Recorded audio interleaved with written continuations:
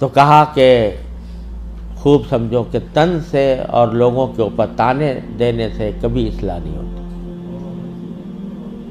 پیغمبرانہ اسلوب یہ ہے کہ اگر پیغمبروں کو گالی بھی دی جاتی ہے تو وہ گالی کا جواب گالی سے نہیں دیتے۔ پیغمبر حضرت ہود علیہ السلام کو کہا جا رہا ہے کہ اِنَّا لَنَرَاكَ فِي صَفَاحَةٍ وَإِنَّا لَنَظُنُّكَ مِنَ الْكَاذِبِينَ، ہم آپ کو دیکھ رہے ہیں بیوقوف آدمی ہیں، پیغمبر کو کہا جا رہا ہے، اور ہم جانتے ہیں اب جھوٹے آدمی ہو۔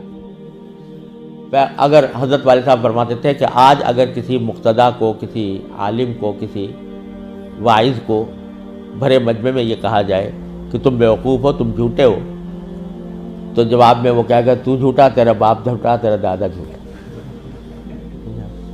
لیکن پیغمبر کیا جواب دیتا ہے کہ یا قوم لیس بی صفاحۃ ولکنی رسول من رب العالمین، میری قوم میں بیوقوف نہیں ہوں، مجھے پر رب العالمین نے تمہارے پاس بھیجا ہے، تمہاری پیغام دے کر بھیجا ہے، میں تمہارے پاس پیغام لے کر آیا ہوں۔ تو گالی کا جواب پیغمبر بھی پیغمبر گالی سے نہیں دیتا، گالی کا جواب بھی گالی سے نہیں دیتا۔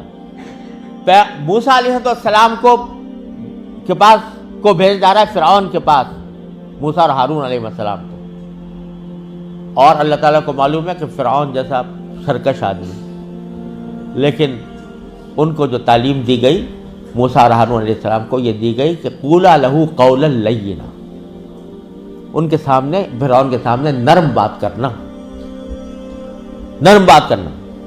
لعلہ یتذکر او یخشی، اور شاید نصیحت قبول کر لے، شاید خدا کا خوف دل میں پیدا ہو جائے۔ حالانکہ اللہ تعالیٰ جانتے تھے علم ازلی میں کہ یہ نصیحت قبول کرنے والا نہیں ہے اور ایمان لانے والا نہیں ہے، لیکن پیغمبر سے کہا جا رہا ہے کہ تمہارے دل میں یہ امید ہونی چاہیے کہ شاید نصیحت قبول کر لے، شاید اس کے دل میں خدا کا خوف آ جائے، لہذا نرم بات کرنا۔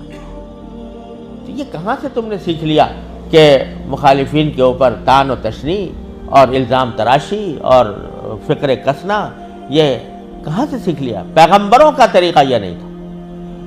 لہذا حضرت والد ماجد قدس اللہ تعالیٰ نے فرمایا کہ ادھیڑو اس کتاب کو۔ الحمدللہ میں نے بات دل میں اتر گئی، اور الحمدللہ میں نے پھر پوری کتاب کو اثر نو لکھا اور وہ سارے فکر اس میں حذف کیے۔